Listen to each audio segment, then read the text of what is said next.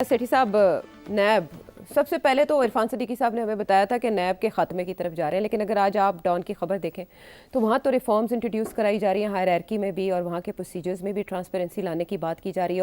Overhaul है, revamp है। नैब रहेगा या नहीं?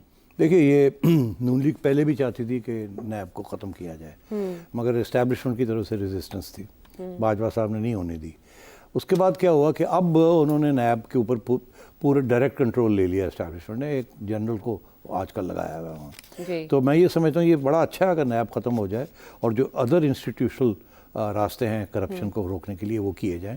नैब तो मुशर्रफ के ज़माने में आई थी और सब ने इस्तेमाल की एक दूसरे के ख़िलाफ़, स्पेशली पॉलिटिशियन के ख़िलाफ़। इस्टेब्लिशमेंट के ख़िलाफ़ तो हो नहीं सकती इस्तेमाल, तो वहाँ भी करप्शन होती है, हर जगह पे करप्शन है। तो मैं ये समझता हूँ कि ये नैब को ख़त्म करना चाहिए, और उसमें मगर ये ना हो कि नैब को ख़त्म करते करते फिर इस्टेब्लिशमेंट के साथ झगड़ा हो जाए, इसको अवॉइड करना चाहिए।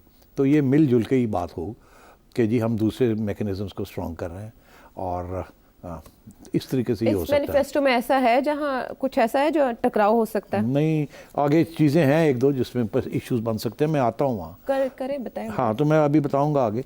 तो मैं ये समझता हूँ ये आइडिया बड़ा अच्छा है, मगर कैसे होगा, अगर इकट्ठे हो जाते हैं और फिर इस्टेब्लिशमेंट को समझाते हैं कि it's time to get rid of it, it's created difficulties.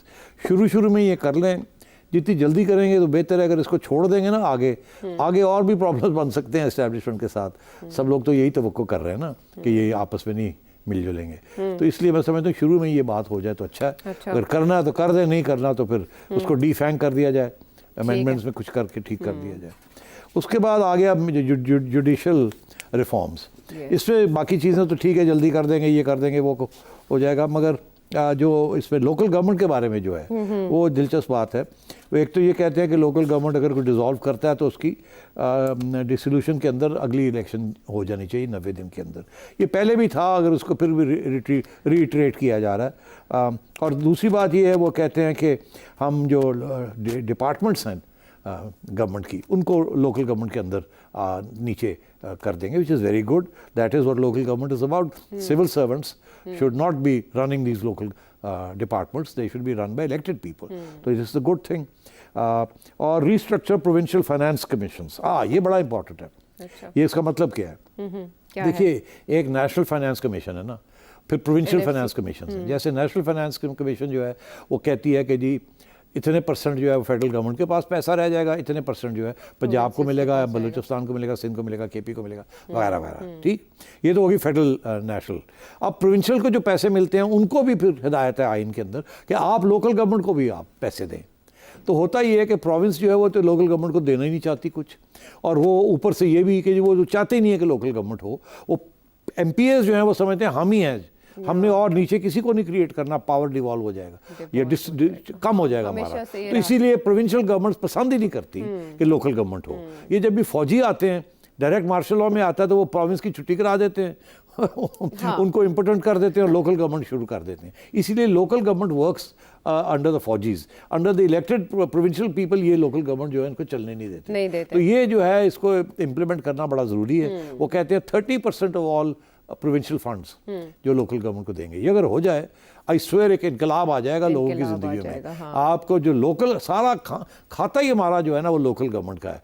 Who is interested कि जी वो ये हो रहा है नेशनल असेंबली में और इधर ये हो रहा है। हम कहते हैं हमारा नलका नाली थाना कचहरी के जो मसले हैं वो लोकल गवर्नमेंट हल करे। तो वो कैसे हल होंगे अगर आप कोई इस्लामाबाद जाना पड़ता है या लाहौर आना पड़ता है उसके लिए। तो इसलिए बेहतर ये है कि ये चीज़ इंप्लीमेंट की जाए। तो this is a very good development. इसी तरीके के साथ अब वो कहते हैं कि जी बड़ी ग्रोथ होगी नून लीग के अंदर। वो कह रहे हैं कि जी इन्फ्लेशन को हम 4 से 6% पे ले आएंगे। अच्छा, डबल डिजिट से आ जाएगी 4 से। अब सोचिए यार, अभी तो 40% के करीब चल रही है, 45-46। तो अब ये कैसे 4 से 6 लाएंगे 5 साल में? तो इसके लिए बड़ी मेहनत करनी पड़ेगी। तो 1 करोड़ नौकरियां आ जाएंगी 5 साल में। मगर इसमें जो दिलचस्प बात ये है कि वो कहते हैं कि हम ग्रोथ जो है वो 6% हम लेके जाएंगे। अब बात यह है कि जितनी आप ग्रोथ करेंगे उतनी इन्फ्लेशन होगी। ये इकोनॉमिक्स का प्रिंसिपल है। जितनी ज़्यादा ग्रोथ होती है उतनी ज़्यादा इन्फ्लेशन होती है, जितनी कम ग्रोथ होती है उतनी इन्फ्लेशन गिरती है। तो एक तरफ तो ये इन्फ्लेशन को गिराना चाह रहे हैं, दूसरी तरफ ग्रोथ को बढ़ाना चाह रहे हैं। और IMF इनको कह रहा है कि अभी ग्रोथ को बढ़ाने का सोचिए भी ना, अभी आपने टाइट करना है, सारे बेल्ट टाइटनिंग करनी है, खर्चे कम करने हैं, ग्रोथ को तवज्जो मत दें ताकि इन्फ्लेशन गिरे।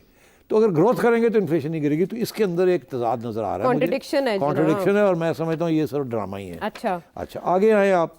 क्वालिटी एजुकेशन के ऊपर भी इन्होंने कहा है जी दानिश स्कूल और बना देंगे, चले बना दें, अच्छी बात है। बाकी ना इधर की बात ना उधर की बात। हायर एजुकेशन के अंदर जी फंडिंग इंक्रीज कर देंगे, ये कर देंगे, वो कर देंगे, हम हमेशा हर दफ़ा ये सुनते हैं। अच्छा फिर ये जी state of the art engineering university बना देंगे, एक स्पोर्ट्स यूनिवर्सिटी बना देंगे, बातें ही हैं, ये बनती रहती हैं यूनिवर्सिटीज़, कोई इस पर कोई नई बात नहीं है। अच्छा फिर ये है जी सोलर, वो सारी बातें अपनी जगह। कहते हैं बिजली के बिल कम करेंगे, आपके 20 से 30% कम कर देंगे। कम करेंगे कैसे? अच्छा उधर IMF कह रही है बढ़ाओ। हाँ कॉस्ट भी तो है ना एनर्जी प्रोडक्शन IMF कह रही है बढ़ाओ। जो आप तेल खरीदते हो उसकी कीमत बढ़ रही है, जो आप IPPs को पैसे देते हो डॉलर्स के अंदर, वो डॉलर बढ़ रहा है। आप बिजली की कैसे रिड्यूस करेंगे लोगों के सर्कुलर डेट रिकॉर्ड। अब वो ये कहते हैं जी हम ये करेंगे, गरीबों के लिए स्लैब्स ठीक कर देंगे, ये कर देंगे।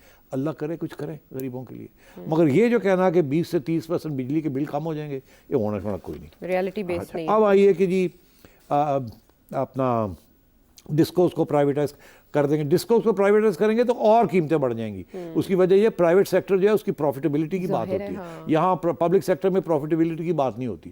तो ये ख्याल है कि अगर डिस्कोस को प्राइवेटाइज करेंगे वो इफिशिएंट तो हो जाएंगी, मगर वो पैसे भी ठीक ठाक लेंगी आपसे। अच्छा उसके बाद आप आ जाएं इंडिया के बारे में, और China, central Asia, Turkey, Iran, सब पता है, सब ठीक है, बाकी हो जाएगा, सबसे दोस्ती जा रही है। मगर इंडिया के ऊपर उन्होंने बड़ी इंटरेस्टिंग बात की है कि जी कि नॉर्मलाइजेशन इंडिया के साथ हम करना चाहते हैं, मगर ये हो नहीं सकती जब तक कश्मीर का मसला हल नहीं होता। तो ये तो हम पहले कह चुके हैं कि ये ना कश्मीर का मसला हल होने जा रहा है, तो इसका ये मतलब है कि नॉर्मलाइजेशन जो है वो शायद उस तरीके से ना हो जिस तरीके से नवाज शरीफ साहब चाहते हैं। बाकी कुछ इसमें ऐसी बात नहीं है। अच्छा। इसी तरीके के साथ बॉर्डर्स के ऊपर कोई ख़ास बात नहीं है, हेल्थ केयर के ऊपर कोई ख़ास बात नहीं है, वो ये कर देंगे, वो कर देंगे, ये अस्पताल बना देंगे, कैंसर अस्पताल हर प्रोविंस में हो जाएगा वगैरह वगैरह। और मगर एक इंटरेस्टिंग बात है जो मैंने कल भी की थी कि पॉपुलेशन प्लानिंग, कहते हैं कि उसके ऊपर अब हम थोड़ी तवज्जो देंगे। So that's why I think it's important, this is very good. But question ये है कि 1 करोड़ नौकरियों का जॉब क्रिएशन, 1 करोड़ नौकरियों के पहले PTI भी वादा कर चुकी थी, लेकिन उनके क्लेम्स अपनी जगह पर, बहुत से लोग बेरोजगार हुए थे। 5 साल में ये कर सकेंगे? नहीं, मैं आगे आता हूँ आपसे कि ये कहते हैं कि वाईफाई शहरों के अंदर हम इस्लामाबाद को हम और लाहौर, क्वेटा, कराची, पेशावर वाईफाई सिटीज़ बना देंगे। इनके बस की बात नहीं है, इनसे होना कोई नहीं। इन्होंने करना क्या है कि जैसे अभी शहबाज शरीफ साहब ने कोई रेलवे स्टेशन के ऊपर जो वाईफाई है वहाँ फ्री है, पहले दिया बस हाँ स्टैंड बिल्कुल उसको सब भी चीज़ें ये करेंगे। ये सिर्फ इस्लामाबाद को वाईफाई सिटी बना दें तो बहुत बड़ी बात है। ये तो UK में भी एक आध शहर होता है, स्वीडन में है, नॉर्वे में है, एक आध शहर वो कर देते हैं, मगर it's a very expensive proposition. मगर सबसे इंपॉर्टेंट जो मेरे लिए डेवलपमेंट है वो ये है, कहते हैं कि online payment gateways. Online payment gateways ये कारोबार करने के लिए specially via the internet is very important. PayPal के भी अभी बात हो रही थी, इसलिए ये जो बात हो रही है पेपाल के ऊपर और उनके साथ उनको लाने में पाकिस्तान, क्योंकि वो आना नहीं चाहते, क्योंकि वो आपके बैंक्स को नहीं ट्रस्ट करते। तो ये अगर डेवलपमेंट हो जाती है कि पेपाल और इस किस्म के service providers, finance service providers आ जाते हैं, गेटवेज बन जाते हैं, this will be very good for the IT industry. So this is a very good initiative. इसके अंदर स्टेट बैंक की तरफ से पहले कुछ ऑब्जेक्शंस आ रहे थे, मगर आई होप नून लीग इस किस्म के काम करती है और अच्छी बात है। ठीक है। अच्छा अब आइए लेबर के ऊपर। लेबर के ऊपर ये कह रहे हैं कि कोई ख़ास इसमें नहीं है, वो यूजुअल जो होता है कि जी ये कर देंगे, वो कर देंगे, मुझे कोई ख़ास नज़र नहीं आया। चले इतने में इतना ही मुमकिन है। नहीं एक आध बड़ी इंपॉर्टेंट चीज़ है, एक सेकंड दे दें आप मुझे तो मैं वो भी ज़रा जिक्र कर दूँ। ओवरसीज़ पाकिस्तानीज़ के लिए खबर अच्छी है कि उनके लिए कहा गया कि उनके लिए रिजर्व सीट्स कुछ बना देंगे, तो बड़ी अच्छी बात है। ओवरसीज़ पाकिस्तानीज़ को कोई थोड़ी बहुत रिप्रेजेंटेशन मिल जाए पार्लियामेंट के अंदर तो बड़ी अच्छी बात होगी। और पॉपुलेशन को कम करना चाह रहे हैं, एक्सीलेंट।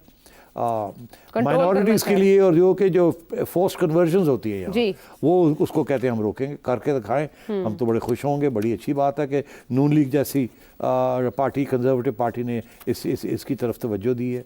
और भी बहुत सी चीज़ें हैं, मगर जो अहम जो चीज़ है जो मेरे जहन में है वो ये है कि इस्लामाबाद, लाहौर, कराची एयरपोर्ट्स को आउटसोर्स कर देंगे। अच्छा, आउटसोर्सिंग का मतलब ये है गवर्नमेंट नहीं चलाएगी, कोई प्राइवेट पार्टी चलाएगी। ये ऑलरेडी मेरे ख्याल है ये कुछ चीज़ें चल रही हैं इसके ऊपर, मगर ये अच्छी बात है और बुरी बात भी है। अच्छी बात ये है कि ज़्यादा एफिशिएंट हो जाएगा सारा। बुरी बात ये है कि महंगा भी हो जाएगा, आपके टैक्स लग जाएगा, क्योंकि प्राइवेट सेक्टर तो प्रॉफिट में चलता है ना। प्रॉफिट के लिए तो आएंगे, तो वो क्या होगा। करने आएंगे तो यहाँ? फिर वो पैसे लगाएंगे ठीक ठाक। मगर फिर नून लीग ये भी कहती है कि चाइल्ड मैरिजेस को रोक देंगे। वाह वाह, दिल खुश की कानून तारीफ। साजी कर देंगे हाँ, उस पे। और फिर ये कहते हैं कि सन्स के लिए एक कार्ड भी बना देंगे जिसके अंदर EOI insurance, travel subsidies, tax exemptions अल्लाह करे कर दें। मैं आई एम सीनियर सिटीजन, तो शायद मुझे भी कुछ मिल जाए। मगर औरतों के लिए भी है इसमें कुछ, उनको भी लैपटॉप्स खसूसन ख़वातीन को मिलेंगे, और उनको भी बेटियों का तहफ़्फ़ुज़, कौम का तफसर वगैरह इस किस्म के प्राण होंगे।